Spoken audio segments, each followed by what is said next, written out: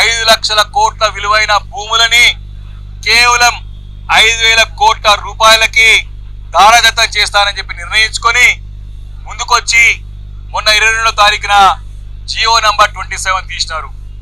తెలంగాణ రాష్ట్రంలో గత 2 సంవత్సరాల నుంచి కూడా కాంగ్రెస్ పరిపాలన స్టార్ట్ అయిన నుంచి కూడా ముఖ్యమంత్రిగా బాధ్యతలు చేపట్టినటువంటి రేవంత్ రెడ్డి గారు తన ఒక అనుభవరాహిత్యం, అనాలోచిత నిర్ణయాలతో హైదరాబాద్ ప్రదేశ్ అంతా కూడా మండగలుపుతూ వస్తూ ఉన్నారు.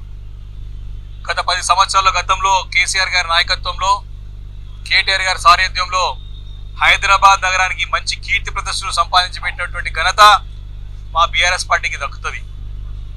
ముఖ్యమంత్రి గారు ఇక్కడ రేవంత్ రెడ్డి గారు బాధ్యతలు చేపట్టిన మొదటి రోజు నుంచి కూడా సింగిల్ పాయింట్ ఎజెండా.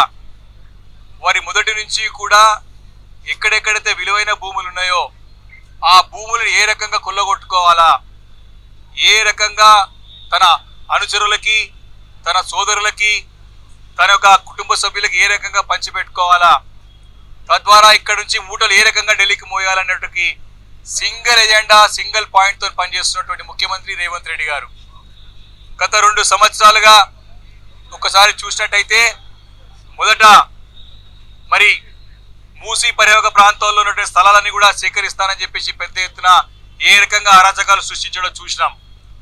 రెండోది మెట్రో, ఎల్ఎన్టీ మెట్రోకి సంబంధించిన స్థలాలన్నీ కూడా మరి దోచేయాలని చెప్పేసి, వాటన్నిటి కూడా కొట్టేయాలని చెప్పేసి, వాటిని కూడా కొల్లగొట్టాలని చెప్పేసి కూడా ఏ రకంగా ఎల్ఎన్టీని ఇక్కడికి వెళ్ళి సాగనంపిండో మనం చూసినాం. మూడోది కంచె గచ్చే బౌలి సంబంధించిన స్థలాలన్నింటినీ కూడా సుమారు వాటన్నింటినీ కూడా బ్యాంక్లో తాకట్టు పెట్టి, తనఖా పెట్టి 10,000 కోట్ల రూపాయలని కూడా దండుకున్నటువంటి సంగతి మనందరం కల్లారా చూసాం. అదేవిధంగా కేసీఆర్ గారి నాయకత్వంలో తన హయాంలో మరి ముచ్చర్లలో సుమారు 20,000 ఎకరాలని ఫ్యూచర్ సిటీ, అదేవిధంగా భవిష్యత్ తరాల గురించి ఫార్మా సిటీని ఏర్పాటు చేస్తా అంటే వాటిని క్యాన్సిల్ చేసి అక్కడ కూడా భూదందాలు ప్రారంభించినటువంటి ముఖ్యమంత్రి రేవంత్ రెడ్డి గారు ఈరోజు కొత్త కుంభకోణానికి తెరలేపినారు.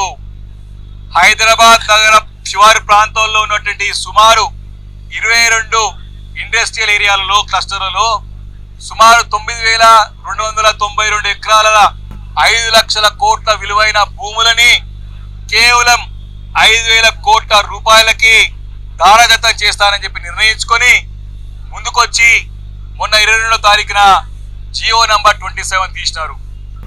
ఈ యొక్క జియో ద్వారా మరి ఏ రకంగా 5 లక్షల కోట్ల విలువైన భూములని 5,000కి కట్టబెట్టి మిగతా డబ్బులన్నీ కూడా ఎవరి జేబులకు పోతున్నాయి అని చెప్పేసి కూడా ఈరోజు బీఆర్ఎస్ పార్టీ ప్రశ్నిస్తూ ఉన్నది. ముఖ్యంగా ఈరోజు హైదరాబాద్ నగరంలో మౌలికమైన సదుపాయాలతో పాటు ప్రజా అవసరాలకి స్థలాలు లేవు. ఈ యొక్క సుమారు 9,300 ఎకరాల స్థలాలన్నీ కూడా ఆ రోజుల్లో గడిచిన 50-60 సంవత్సరాలలో ఇక్కడ ప్రజానికానికి ఉద్యోగ ఉపాధి అవకాశాలు కల్పించాలా, తద్వారా అందరికీ కూడా ఉపాధి లభిస్తున్న ఉద్దేశంతో ఆ రోజుల్లో ఈ యొక్క దగ్గర 9,000 చిల్లర ఎకరాలని ఇండస్ట్రీ స్థాపించడానికి ఇచ్చి తద్వారా ఇక్కడ ఎంప్లాయ్మెంట్ క్రియేట్ చేయాలని చెప్పి ఇచ్చిన భూములు కేవలం కండిషన్ ఇండస్ట్రీస్ నడిపించాలని చెప్పి ఇచ్చినారు. కానీ ముఖ్యమంత్రి రేవంత్ రెడ్డి గారు మీరు ఏమైనా చేసుకొని రియల్ ఎస్టేట్ దందా చేసుకుంటానని చెప్పేసి డబ్బులు లాభడానికి ప్రయత్నం చేస్తూ ఉన్నారు. ఈ భూములన్నింటినీ కూడా దాదాపు అన్ని కూడా వారి అనుచరులు, వారి కుటుంబ సభ్యులు, వారికి ఉన్నటువంటి పార్ట్నర్లు, వారి బినామీలు అందరూ కూడా ఇప్పటికే అగ్రిమెంట్లు చేసుకొని ఇంటర్నల్ ట్రేడింగ్ కి పాల్పడ్డారు. వారు ఈ భూములన్నింటినీ కూడా రెగ్యులరైజ్ చేసి ఈ లక్షల కోట్ల రూపాయల విలువైన భూముల ద్వారా డబ్బుని కూడా రాబట్టడానికి ఆస్తులు కూడబెట్టుకొని ప్రయత్నం చేస్తా ఉన్నారు. దీన్ని బీఆర్ఎస్ పార్టీ తీవ్రంగా వ్యతిరేకిస్తుంది, ఖండిస్తా ఉంది. ఇమీడియట్ గా జియో 27ని ఉపసంహరించుకోవాలని చెప్పి డిమాండ్ చేస్తా ఉంది. హైదరాబాద్ నగరంలో మీకు అందరికి తెలుసు శ్మశాన వాటికలకు స్థలాలు కరువు ఉన్నాయి. ఈరోజు హాస్పిటల్ కట్టుకుందామంటే కరువు అయినాయి, స్థలాలు లేవు. పార్కులకి స్థలాలు లేవు. ఇలా చాలా అవసరాలకు ప్రజా ఏదైతే కమ్యూనిటీ హాల్ కట్టుకుందామంటే స్థలాలు లేవు, పాఠశాలలు కడదామంటే స్థలాలు లేవు, హాస్పిటల్కి స్థలాలు లేవు, పేదలకు ఇల్లు కట్టిస్తామంటే స్థలాలు లేవు. ఇంత విలువైనటువంటి స్థలాలు 9,300 ఎకరాల దాదాపు స్థలాన్ని మరి ఈ రకంగా దానదత్తం చేస్తా అంటే మాత్రం బీఆర్ఎస్ పార్టీ ఊరుకుని పోదని చెప్పేసి కూడా సందర్భంగా మనం చేస్తా ఉన్నాం. కాబట్టి అన్ని వేదికల పైన బీఆర్ఎస్ పార్టీ పోరాటం కొనసాగుతుంది.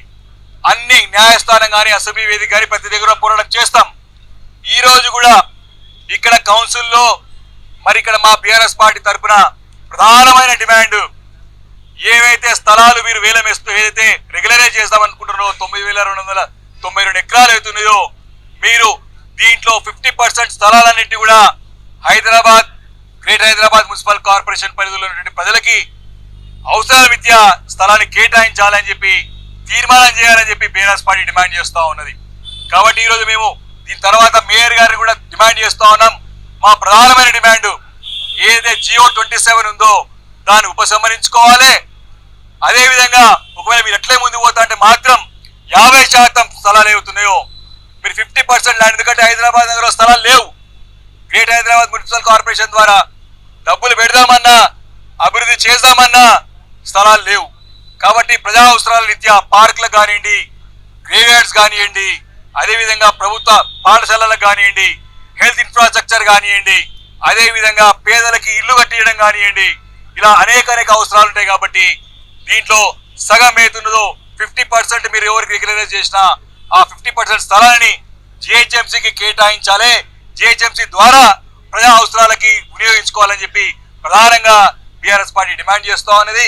తప్పకుండా దీని తర్వాత సమావేశంలో మా బీఆర్ఎస్ పార్టీ తర్వాత మా గౌరవ కార్పొరేటర్స్ ప్రధానమైన డిమాండ్ మీరు ఇమీడియట్ గా జియో నెంబర్ 27 ఉపసంహరించుకోవాలి, ప్రభుత్వానికి తీర్మానం చేసి పంపించాలి.